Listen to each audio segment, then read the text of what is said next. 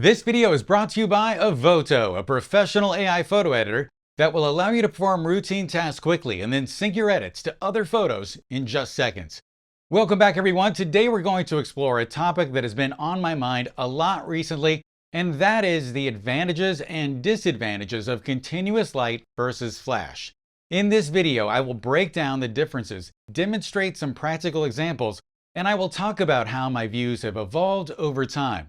Both flash and LEDs have a place in photography, and that is what we are going to explore today.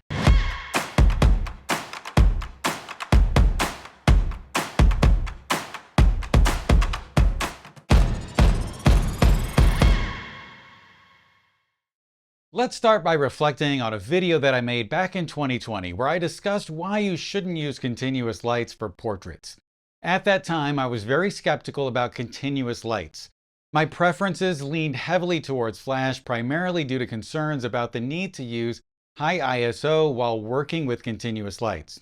I will link to that video so you can watch it, but many of you probably already have. Over time, my opinion has evolved. With the advancements in mirrorless cameras and their ability to handle higher ISOs, I've grown much more comfortable using continuous lights in my own work.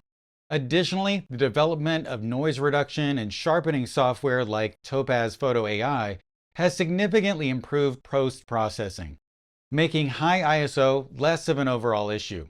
While flash is more versatile overall, there are practical advantages to using continuous lights in certain situations, which I'll dive into more as we go along. In full disclosure, I'm an ambassador for both Nanlite and Elinchrom, so don't think that my opinion has been swayed because of something that I have or will receive from either brand. My goal here today is to give you unbiased information while sharing the limitations and strengths of both types of lighting equipment. Controlling ambient light is crucial for achieving the best results. In environments where you can't control all of the light sources, flash provides a more reliable solution. For example, in offices where lights are always on, using LEDs might result in unwanted color contamination, such as green or yellow shadows, because the lights from your LEDs, they can't fully overpower the ambient light in those office lighting situations. Similarly, using most LEDs outdoors during the day often won't provide enough power to match the intensity of sunlight, leading to harsh shadows and maybe some blown highlights. Sure, you can do it on a movie set, but I'm guessing you don't have a truckload of gear and a bunch of assistants. Additionally, using massive amounts of continuous LEDs can make the light painfully bright for your subjects. However, when using flash in an office scenario or outside, you can add enough light to the scene to negate the effects of the ambient light in your photos. This is why I think it's best to use LEDs in environments where you can turn off all of the lights in the room and black out the windows with curtains, ensuring that the only light affecting your images comes from your LEDs. If you can't do that, then flash is likely a more practical solution, but there are always exceptions. In the past, I had significant concerns about using high ISOs with continuous lights due to the noise that would end up degrading the overall image quality. However, modern cameras like the Canon R5 that I use have alleviated many of these worries. Advances in noise reduction and sharpening software like Topaz Photo AI have made it possible to shoot at higher ISOs without compromising on image quality. But how far is too far? ISO 1600 may be okay, but is 6400? One of the critical differences between continuous light and flash is their impact on motion blur and sharpness. When shooting with continuous light, you'll often need to use a shutter speed of 1/200th of a second or higher to avoid blurry images while capturing a subject like an adult posing. If you're photographing more active subjects like athletes, pets, or kids that won't sit still, you'll need even higher shutter speeds. Achieving these shutter speeds typically requires opening up your aperture significantly or greatly increasing your ISO when working with continuous light. In contrast, flash can freeze action with its brief pulse of light, a concept known as flash duration. There's a little bit of nuance to this, so I will link to a video that's all about this topic and explains it in detail. Plus, Flash can use high-speed sync outdoors, which will allow you to shoot at really high shutter speeds while shooting wide open and getting really nice narrow depth of field images with a lot of bokeh. This isn't something that you might be able to do. This is something you probably won't be able to do in many situations with LED lights, but as I said earlier, there are always exceptions. If you're capturing a group or family photos or headshots with products like jewelry, where you want greater depth of field and sharpness throughout the image, then you're going to need to use flash, or you're going to need to use painfully bright LEDs or average LEDs with really high ISOs. So many of you will just find it easier to use flash in those situations.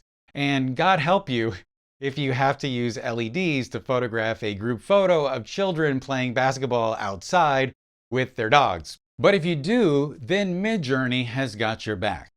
Continuous lights, on the other hand, do offer the advantage of what you see is what you get, making it much easier to visualize your final image during setup because you can see every adjustment to every light in real time. And this can simplify the process significantly as you're trying to get things set up. In contrast, using Flash requires pre-visualizing the results, and you'll need to adjust each light and then shoot test frames to see if you're getting exactly what you want. And this can be more complex and time-consuming and difficult for new photographers. One of the significant advantages of using colored LEDs is the ability to dial in any color quickly and easily. This is much faster than using physical gels on your lights. However, using colored gels on Flash can result in a brighter colored light source overall, which might be preferable for certain creative effects. Some photographers may prefer LEDs because they can shoot more rapidly back to back than if they're using Flash. But I've always felt that we should time our photos regardless of the light source, and waiting 1 second for the flash to recycle can really help us and the model get into a good rhythm on set. I hear people talk about how shooting film forces them to be more intentional and it improves their work. And I found this to be the case when I was actually using a very slow Hasselblad camera a few years ago and I had to manually focus it. So spraying and praying on continuous may not be best for everyone. Well, that concludes our overall comparison between the two Flash systems. And next I'm going to show you some real-world examples. But if you're enjoying this video so far, please like, subscribe, and sign up for the bell, or consider sending a super thanks. Also, please click on the links in the description and check out the gear down there, or click on the links to the gear on screen, as that will help support me to make more videos like this one. Let's jump into our first demonstration with Annika. We're in a controlled studio environment where we can eliminate all of the ambient light. For this setup, I've used an Elinchrom Light Motive 120cm softbox and an Elinchrom Indirect Light Motive strip softbox, which can be modified to accept the Nanlite LEDs, and they work natively with the Elinchrom flash units, both of which we'll be using today, so we can get a more apples to apples comparison. We'll start by lighting the scene with a continuous Nanlite FS300 in the main light and an FS150 in the strip. Both of these lights were at full power. I set my camera to 1/250th of a second at f2 at ISO 500. This setup allowed us to get a well-lit, high-quality image with a shallow depth of field. I will link to a video I released last month that explains why the light is pointed in front of her instead of directly at her. Next, we switched to the flash setup using the Elinchrom 5 lights with the same modifiers.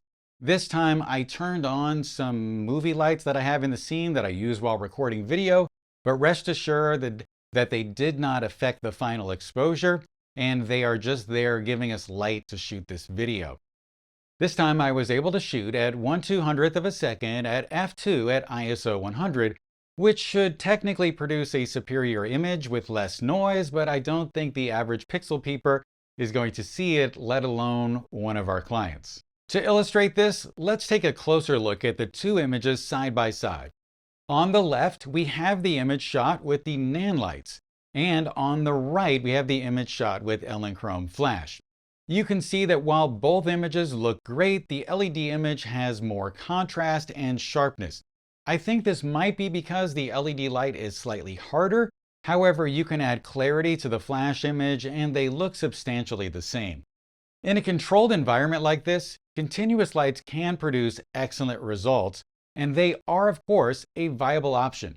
However, if we wanted to shoot at f8, we could just power up the strobe, but with the LEDs, we would have to increase our ISO to 8000 or use a brighter light like their 720 watt unit, but you get the picture.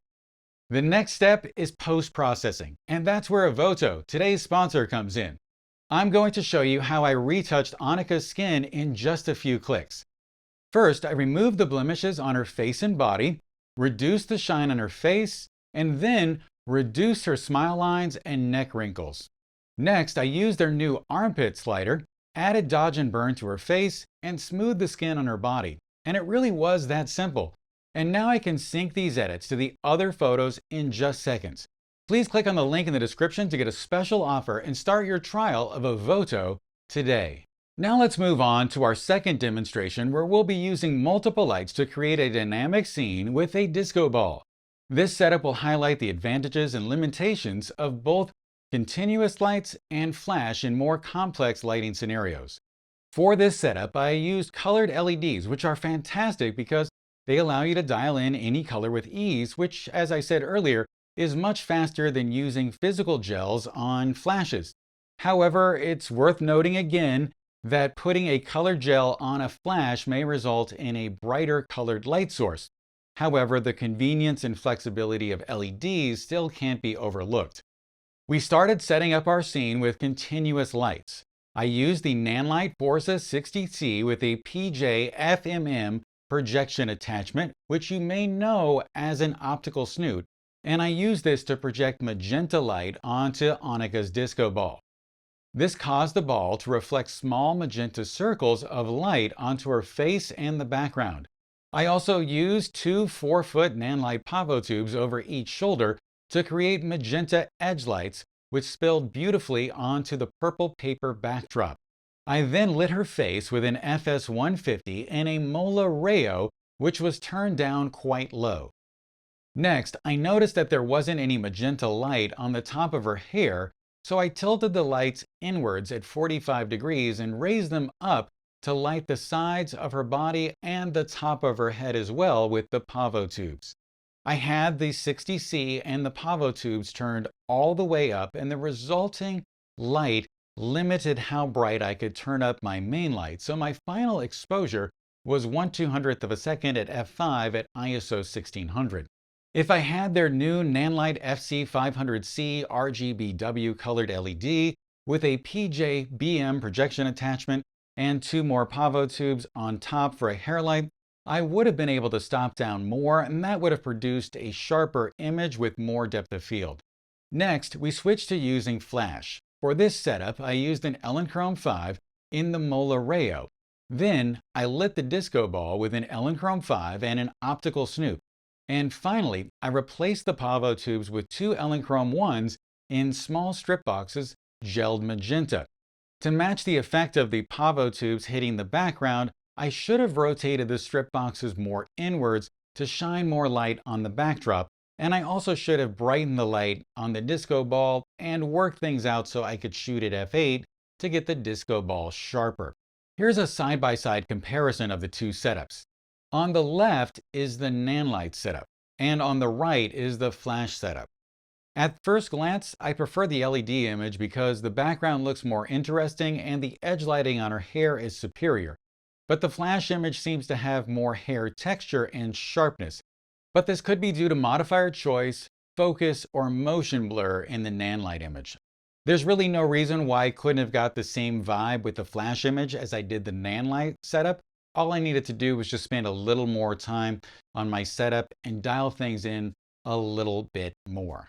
I think both images would have been better if I shot them at f8, but I would have needed stronger LEDs or higher ISO to do that.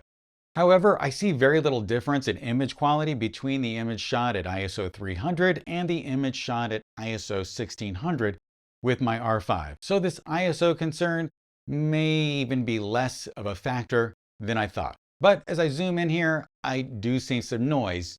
So after comparing continuous lights and flash in these two scenarios, we've seen the advantages and limitations of both. Continuous lights offer the convenience of what you see is what you get and are excellent for adding color with ease. They're great for controlled environments and for visualizing the final look in real time. However, they may fall short when it comes to freezing motion. And you saw how the LEDs that I was using were sort of just bright enough, or maybe not quite bright enough when I was working in the studio. So you can imagine what might happen if I took those on location. I think flash is very versatile. It's going to be a great choice if you're photographing groups of people, you need depth of field in a commercial environment, you're photographing things outside or in mixed lighting conditions, or you're trying to stop motion. But there is still a place for LEDs. I think it's great if you're photographing one or two people in your studio and you've got the ability to control the lighting, then that's going to be a really nice way to work. And I'm going to continue to use both flash and LEDs in my work. And as technology evolves and LEDs become brighter and cameras become better at noise reduction, and we get nicer AI tools like Topaz Photo AI that can clean up any noise that might happen, the gap between these two lighting systems is going to continue to narrow over time. I think that about wraps it up. If you could please let me know in the comments what your feelings are about flash versus continuous and how you felt about this video. Hopefully I gave you the facts in an unbiased way. That was, of course, my goal. Thank you so much for watching. Also, I'm going to have a lighting handbook soon that's all about using colored lighting. And so stay tuned for that. And I'll be teaching a class on the topic at Imaging USA as well, I believe in February. Thank you so much for watching. If you could please like, subscribe, and sign up for the bell, I would really appreciate it. And I'll talk to you soon.